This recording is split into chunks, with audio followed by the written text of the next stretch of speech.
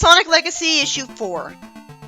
Let me guess, they just go through Scrap Rainstone as it's like in the game. Sonic and Tempest avoid some fires and spikes, and electricity and buzzsaws. Boring! Not a single hit. She says for no reason that all these traps are predicting their every move. That's pointless. Sonic says they would have been easy to dodge if they were running blindly. He dodged them all just fine. How are they hard to dodge? He's fast.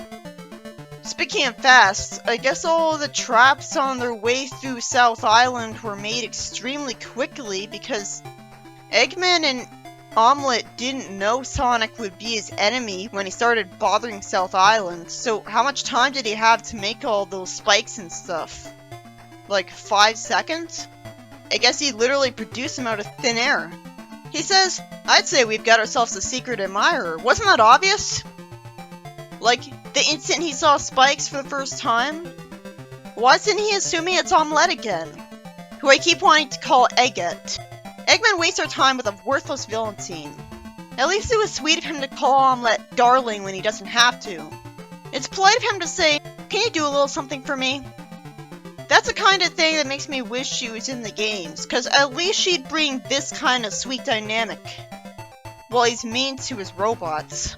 But he would have been a lot faster and just told her to activate the backup plan. For no reason, Sonic thinks it's too cramped to fight these robots. He has Sonic speed, he would have killed them all by now. How is the Caterpillar in front of him doing nothing while he's thinking all of this?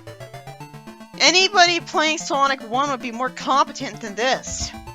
Why is Tempest getting hit at all? Why didn't she just dodge the attack? Caterpillars are slow!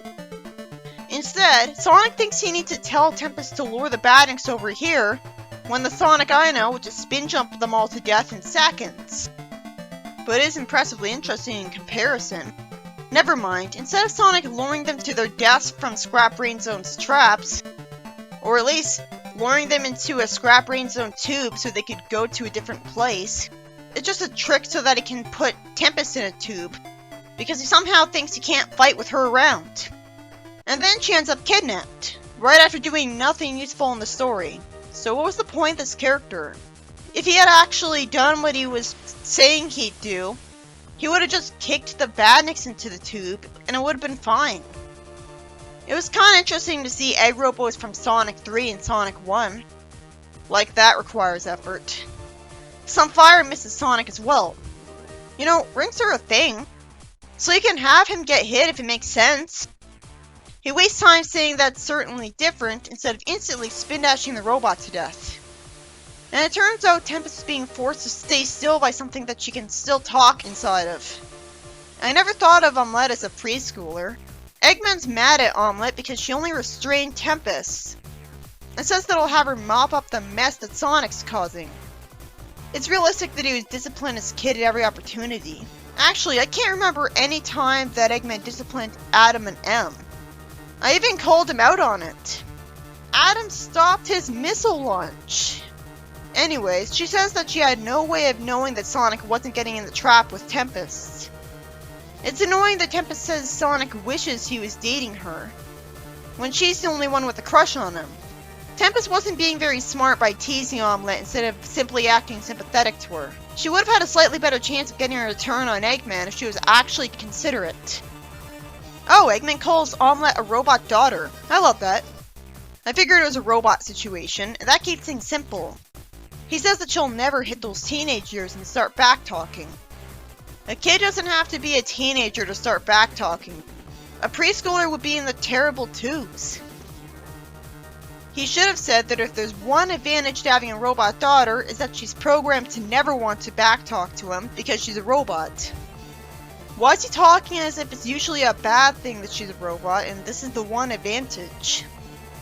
The comic wastes comic space on Eggman informing Sonic that Tempest was kidnapped from a screen when I assumed he'd meet up with him at the end of Scrap Rain Zone at the boss fight.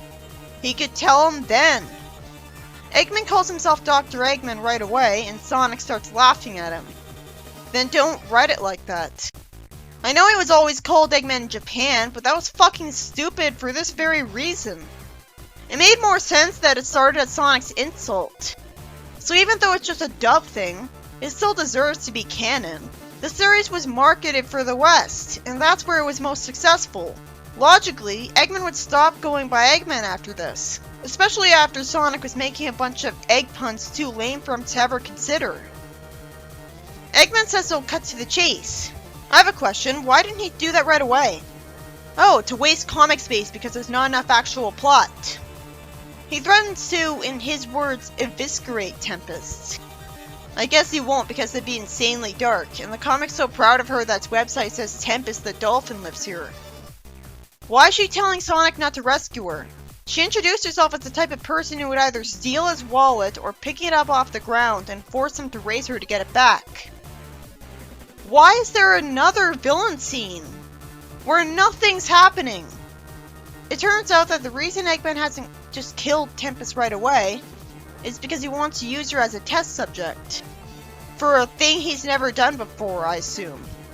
That only makes sense if he knew how fast she was.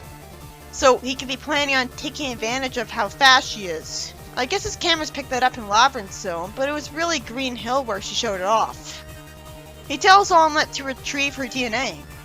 I guess so he can make a robot out of her. Why did we need to see this instead of only being told about the result of this after it became actually relevant?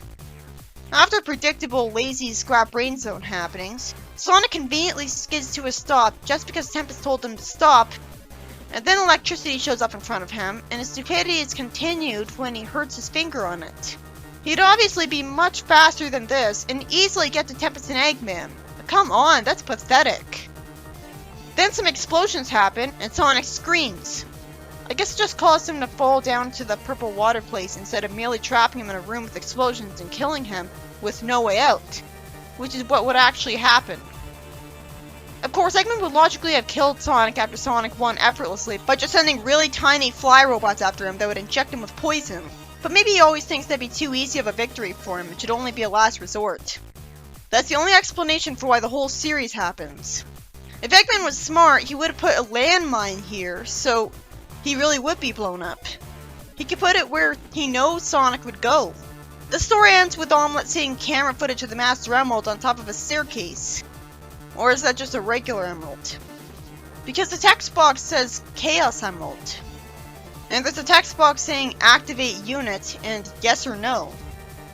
At least I tried to be original a little. But it's too vague. Oh yeah, and the off-panel lampshades of Sonic skipped Starlight Zone instead of showing it. Well, it is just a weaker extension of Scrap Brain Zone, really. All it has are the seesaws, and Sonic 1's manga already showed those off. At least the comic was getting a move on faster by skipping those levels. I guess the writer couldn't think of a way to make the story even slightly interesting in them. All that happened in this issue was that Sonic went through Scrap Brain Zone with nothing new about it and no injuries. Tempest got kidnapped after doing nothing useful. A lot of comic space was wasted on such a basic story that has so little to it that it was quick to get through.